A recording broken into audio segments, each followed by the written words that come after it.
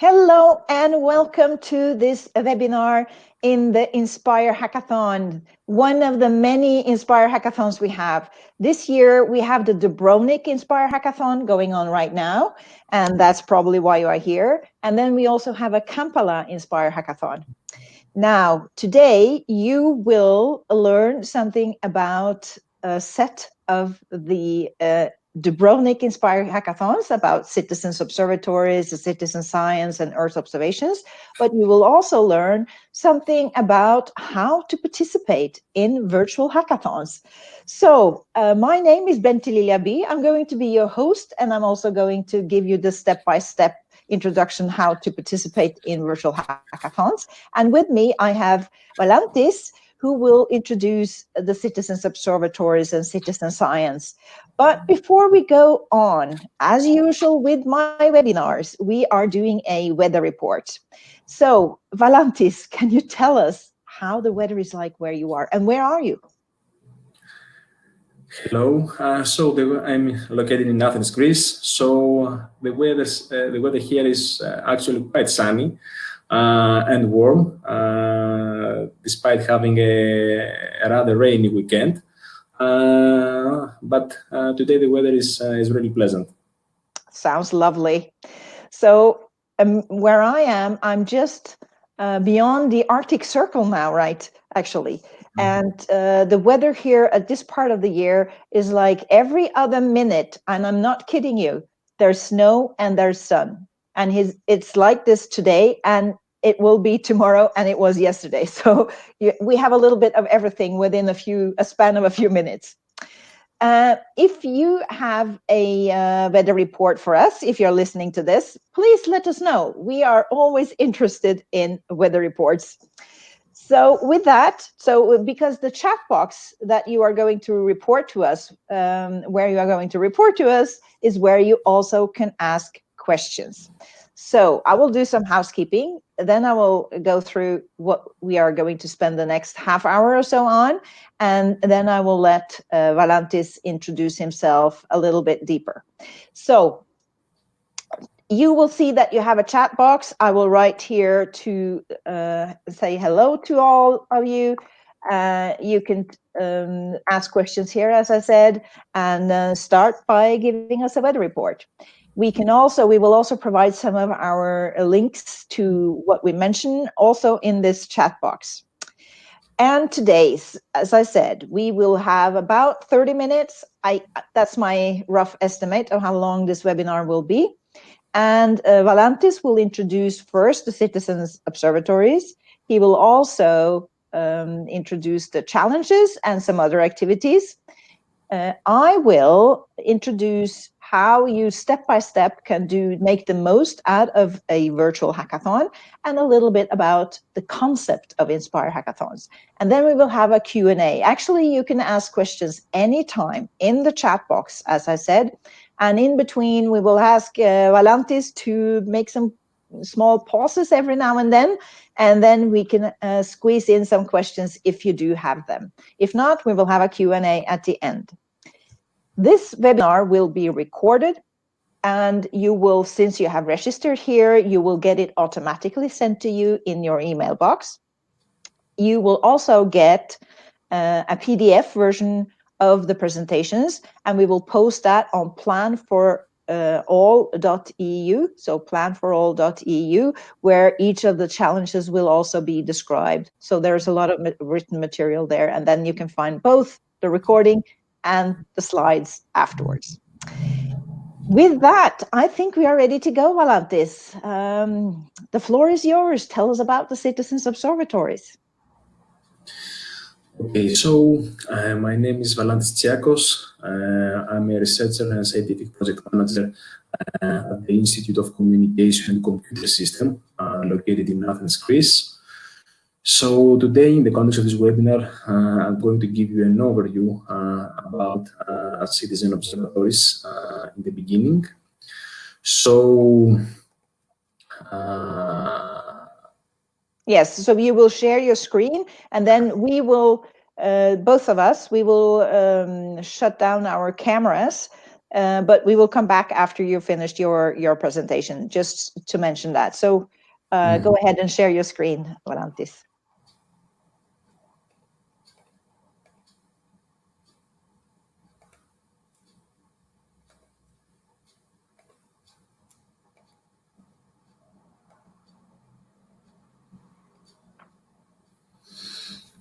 Okay, so we are starting with introduction to the citizen observatories.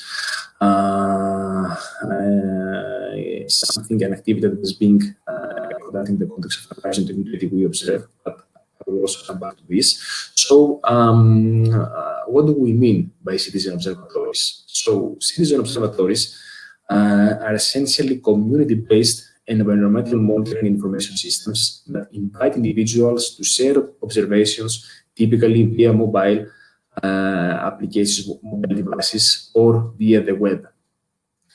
So the last years there has been an advent and a constant increase in the use of mobile applications and the social media platforms that allow citizens to collect and generate various forms of information from their environment.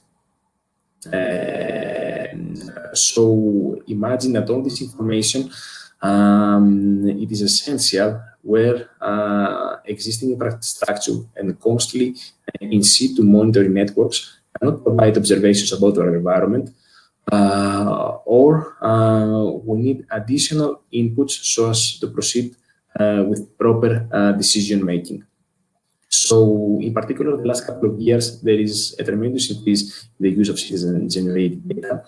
And as such, it is important to be able to facilitate in different ways how the data collected can be compared, can be integrated into other applications, can be used by relevant authorities, and essentially be used for improving our environmental monitoring. In this aspect, there are different projects that have been funded by the European Commission.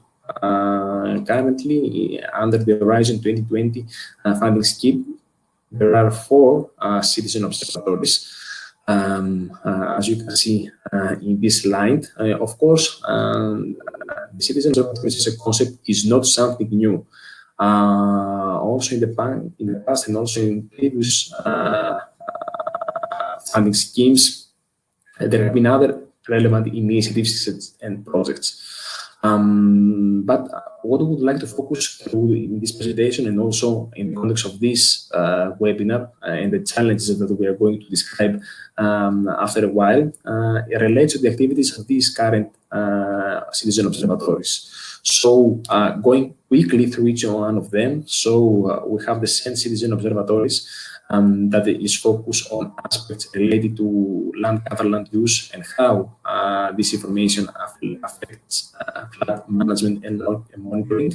We have Grow Observatory that it focuses on soil and food cultivation management.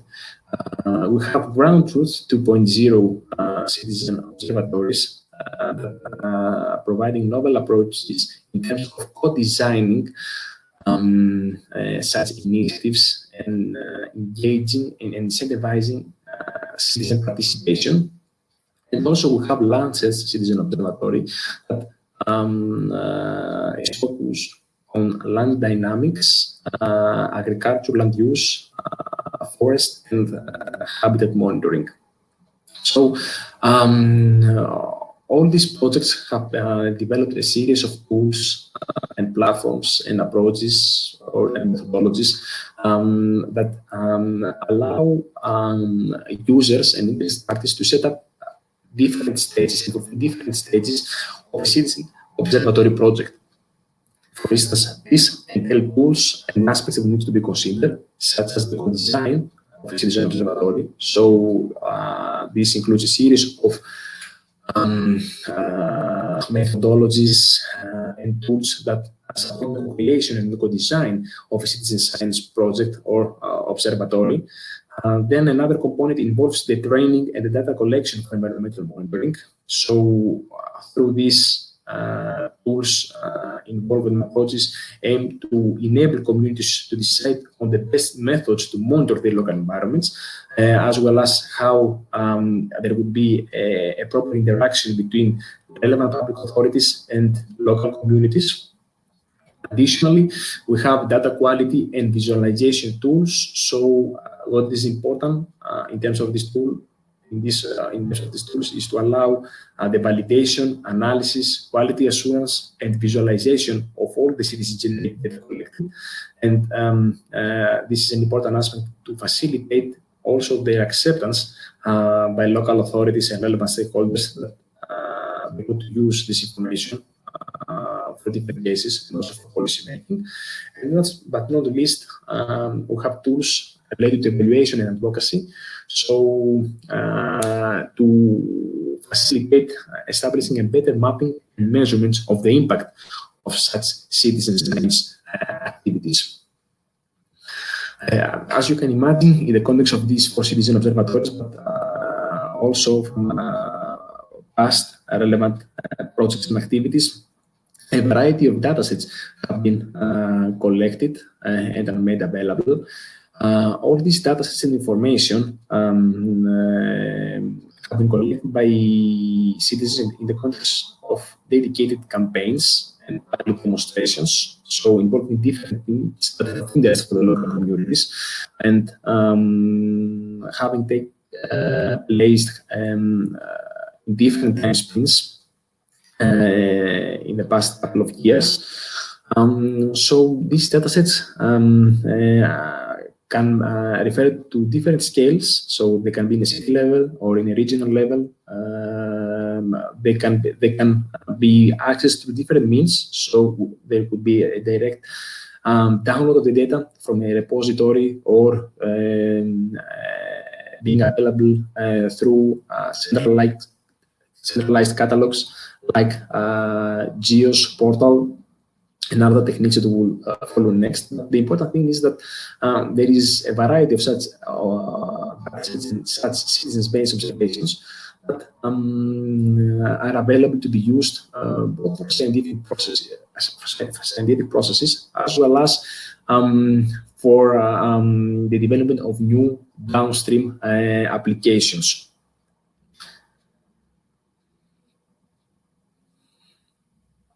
Okay, now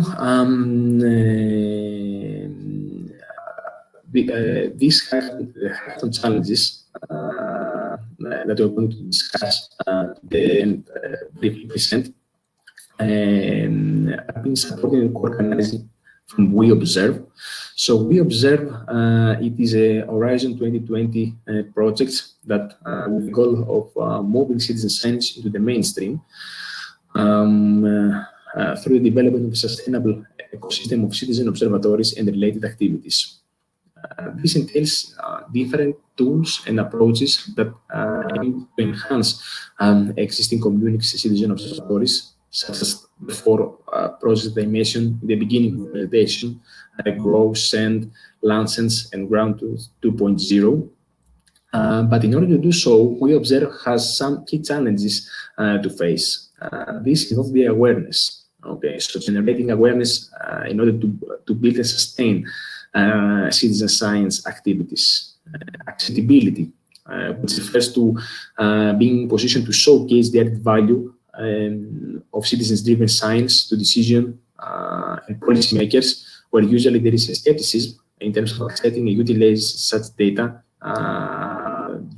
Let's say, questions about the quality or the usability in the context of their monitoring, as well as sustainability, which is a component that aims to address the scaling up of citizen science to various sectors and moving from local endeavors, from local communities to a more wide and sustainable monitoring initiatives. In order to achieve this, We Observe applies different communities of practice. So, in the context of the projects, 4 communities have been established, being involved with different themes of interest in the context of a citizen science project or a citizen observatory. So first, we have a community that is involved in co-designing citizen observatories and engaging citizens. As you can understand, the objectives of this community involves the definition and identification of strategic engagement practices and co-design methodologies and elements for citizen observatories. So participants in the community focus on capturing lessons learned from engagement practices that are already implemented at different scales and share these methods and lessons with the goal of creating a cookbook on citizen observatories as well as via other means. So we have a community of practice dedicated to the impact and value of citizen observatories for governance. So here the objectives are to provide an inventory of methods for capturing the impacts of citizen observatories on governance. And this involves capturing best practices from citizens, from the public sector, and from policy perspectives, and also to provide guidance on citizen observatories impact assessment, not only for the members of the participants, but also beyond them, so as to be able to be utilized as a valuable resource by other communities and initiatives. Also, we have a community that is being involved in operability and standards for citizen observatories. So here we examine different standards that are being used from the Open Geospatial Consortium towards supporting in the collection of these resources with legacy data systems and specifically with authoritative data. The integration of such projects and campaigns with existing authentication systems, and also relationship between standards and data and metadata standards currently used by citizen science projects. Last but not least, there is a dedicated community also involved with sustainable development goals and citizen observatories that has as objectives to monitor progress towards the sustainable development goals in a spatially explicit way and analyze how citizen science can provide indicators and can improve the monitoring of SDGs progress. And additionally, to complement the traditional household surveys via additional heterogeneous data, okay, that are not collected in traditional surveys. So these were an overview of the we observed communities of practice from which we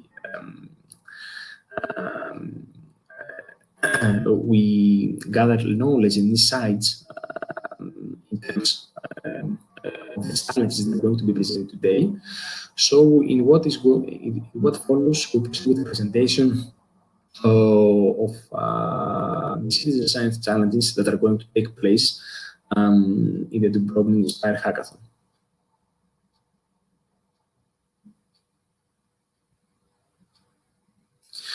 So, as mentioned in the beginning, in the Dubrovnik Inspire Hackathon, we're going to have 3 citizen science-related challenges, so that are related to the scopes of the We Observe project, but also to the scope of the communities of practice that are participating and emerge as key aspects in the context of the increasing interoperability and utilization of citizen science data across various domains. So challenge number 6 is focused on integrating Inspire with citizen science and Earth observation authentication systems. So the rationale for this challenge is that we have a variety of existing applications and data. And this data, usually we have initiatives that implement their own authentication systems.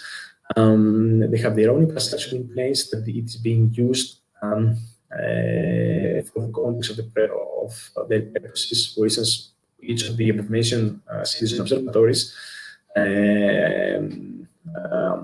send Lancens, Grow, Ground 2.0, they have their own infrastructure for handling authentication and access to their applications and data. So what we would like to achieve through this challenge is to enhance existing geospatial and inspire-enabled web-based or mobile applications so as to connect to either citizen science or Earth observation data. So in the context of this, we are going to have two use cases. One use case involves the utilization of the authentication system of one of the citizen observatories called Assans. So the goal of integrating to the authentication system in place and being able to utilize protected resources and consume them directly in your third party in your application, in the application that you would like to increase, to enhance and improve its capabilities. This is one use case explicitly focused on citizen science, and the other use case is focused on Earth observation. So, in a similar way, the challenge aims to provide an application or a quick and easy way just to be able to integrate your application with the authentication server of another Horizon 2020 project called NextGeos, so as to be able to utilize from their end and protect the resources in the context of your own application. In the bottom of the slide, you can also have a look in the registration in the link where a more detailed description of the challenge exists. In terms of challenge 5, the goal of this challenge is to enable the integration of datasets provided by different citizen observatories, as well as from other citizen science project initiatives, with NextGeos catalog as an approach to connect citizen science into GEOS. So NextGeos is an Horizon 2020 project that aims to enhance current capabilities of the GEOS portal and platform. So the rationale behind this challenge is to tackle the fragmentation of the different sources that are available in different citizen projects, being able to provide an easy way and a harvesting approach where all this information is being documented and easily discoverable through a centralized catalog that is being provided by this project. So here, I would like also data providers or participants that are involved in such initiatives, either citizen science or even Earth observation or the another application domain that would like to increase visibility of the environmental data to interact with us so as to be able to see the status of the data and how this will be harvested, find this way to harvest them and make them accessible through a centralized catalog. Also, here you may access more details about this challenge through the URL in the slide.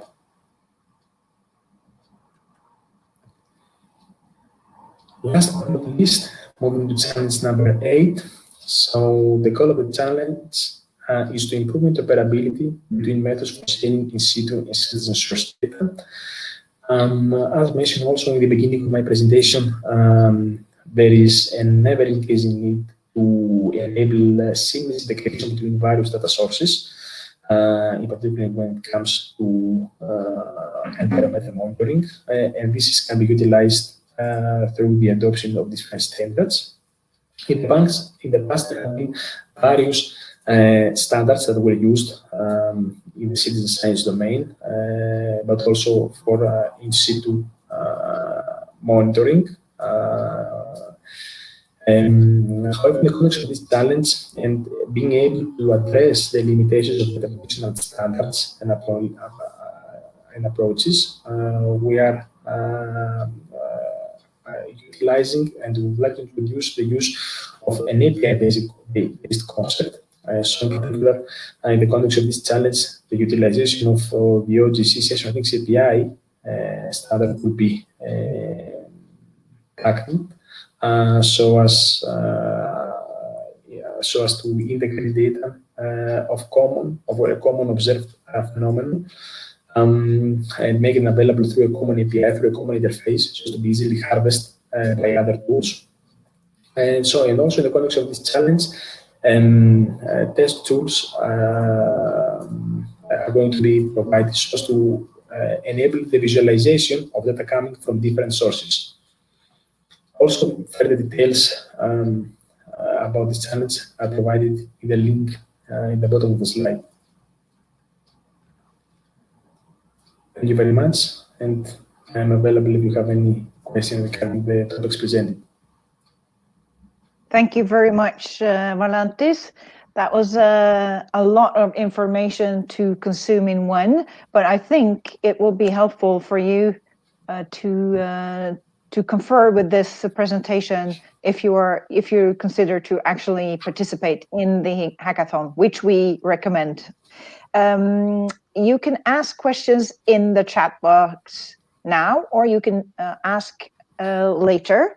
Valantis, can you come back to us with this, the video? Yes.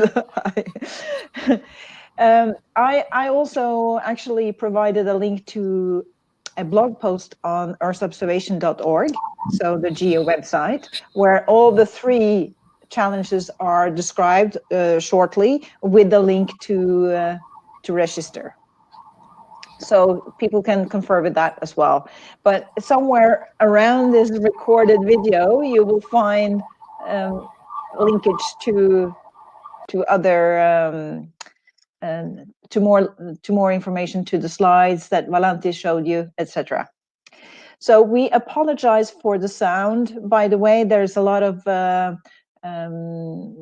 reflections. I assume that makes a noise on the sound, Valantis. We will see how that turns out afterwards. Anyways, meanwhile, I think I will give you some advice on how you can actually participate. What does it mean to be a participant in a remote hackathon, such as you have been invited to by Valantis right now? These remote, these how-tos, so step-by-step how-tos that I'm going to present, is very generic. It's valid for all the Inspire hackathons. The Inspire hackathon is a series of hackathons, actually. So we have 1 hackathon per year that is normally connected to the Inspire conference, which is normally 1 per year. Now, of course, this year is very special. It was special for 2 reasons, because we should have had an Inspire hackathon, an Inspire conference last year, but it was postponed to this year, which again is being postponed due to the virus that we are all unfortunately experience right now. Now, the Inspire hackathons, all since the very beginning, and by the way, I want to add this, Valantis, because the very first Inspire hackathon that we organized in Barcelona in 2016, we were addressing the citizens observatories. That was the pioneering citizens observatories that were just about to finish then. And we had sort of a ideathon and a little bit more than that in Barcelona. And I'm very excited to listen to how much further we have, as a community, have gone since then. So now we are able to, in these 3 hackathons, challenges that you just described, to be very specific on what we need to do in order to combine and make citizens observe data more better interoperable with other types of data.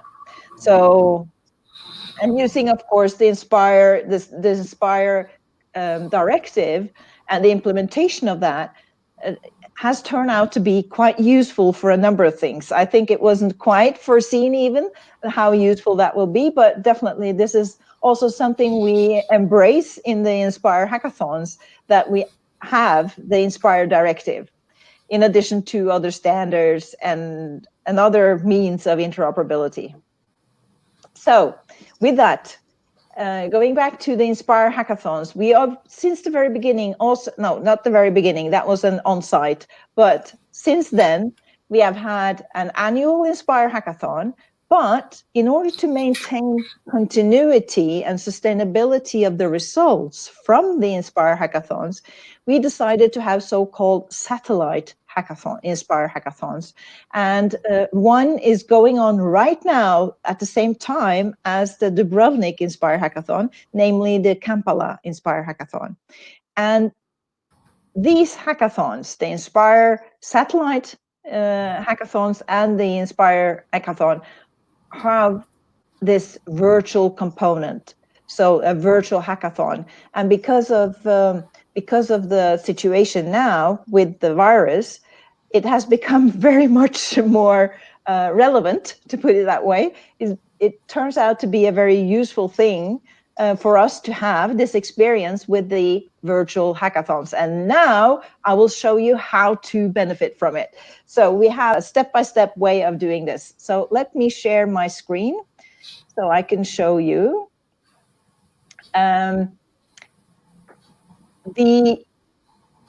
Since many of us are, because of the situation, we are confined to our homes or in some sort of confinement. Volunteer or unfortunately not always volunteer, but I have been so lucky to be situated in Norway, where we are free to move in nature very, very easily. And so here in this presentation now on the virtual hackathon step by step, you will see pictures, all pictures taken from my hike in the Arctic yesterday. So the virtual hackathon step by step. I have divided them into ready, set, go, and also finish. So the first thing you do here is you are hunting for results. So you see a couple of hunters here. You are hunting for results, and we are getting ready. And that will contain, in the case of a virtual hackathon, that means that you need to find your favorite challenge. For instance, the 3 citizens observatories challenges that we have just described, or any other challenge that you find in the hackathon. Then you need to register. You find where you can click on the button, provide your name and email address, and then you are ready to go. Now, in the virtual hackathon, we have landed on having mentors to organize the work. And these mentors will contact you. Once you're registered, you will get an email with a request to give some more information about yourself, your interests, your skills, your capacity to work, etc. So that's one of the things you need to do. Then you will attend webinars like this one to get more acquainted with the hackathon itself, the challenges, some topics, general topics, etc. And finally, you also need to get your equipment ready.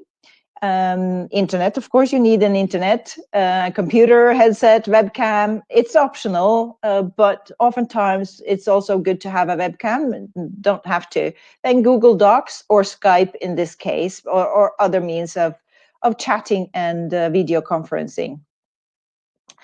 Then once you have all this set, you need to get your ducks in a row, as I say. You need to gather all the things that you are going to use. You bookmark the necessary information. You find, and we have established Skype groups for each of the challenges. So a channel where you can communicate during the remote work part. And a part of that is to whitelist, for instance, email addresses. Some of the email addresses and some information land in the spam box. You have to make sure that you get all the information. And of course, prepare your personal workspace so that you easily find the material that you need for your participation. Then go. What you will do in this work phase. So when you go, you can contribute with ideas. I attend the Skype meetings or use the Skype chat for short messages. when you are working on something concrete, you exchange some short messages. It's sufficient sometimes. Attending additional webinars. And then we have, in this Inspire hackathons, we have milestones. Then you need to contribute with some writing. We have a milestone that is at least one reporting period in the midst of the virtual period. And that can be, that's sort of preparing you for the final presentation and some other outcomes. So that's a milestone that we have created to help you progress in your work. Then to complete, there's an end to it. We have then the need of completing the report. You need to contribute to the presentation of results that will be presented at an online workshop. In the case of the Dubrovnik Inspire Hackathon, that will take place at on 13th of May, but in other hackathons you will get more concrete information about that. It might vary. Then you join the online workshop, either if you're a presenter of the results or just moral support of the one that you have chosen in the group to do the presentation of the results. And then I think this is important, to use the results to complete articles. You can use this virtual hackathon actually to prepare for scientific publications that you can use if you are in the process of a degree of some sort, or even if you're a professor. I mean, these hackathons are for it's for experts of all ages, as I say. So you could be a young individual, a girl or boy, or you could be even a professional professor or what have you. In either case, you can use this concentrated work to solve one specific challenge to prepare for publications. It could be also awareness of other work that you do, and so on. So we try to facilitate this in this Inspire hackathons, that you will get something very useful out of it. And of course, in addition, you have the network, getting to know each other remotely online. It's actually something that you can benefit from later. So as I said, all these pictures that you've seen was taken yesterday on me going hiking with still some snow in the Arctic. But that's it for me. You can follow me here on Planet Bye if you have some questions, more questions about the Inspire hackathons. Please contact me on the email there. And I wish you all so much luck with your endeavor in this remote Inspire hackathon. So with that, I will end my presentation. And if you have questions, you can ask them now. I don't think we will have any questions, Valantis. Do you have any questions? I think, have you participated in the Inspire Hackathon before? No. I was about to contribute to a challenge some time ago, but I didn't actually participate. No. So do you have any questions? No, I think for me it's it's all clear. Yeah. I hope also for the participants to the challenge to begin to interact with new technologies, with new concepts, and then really to contribute to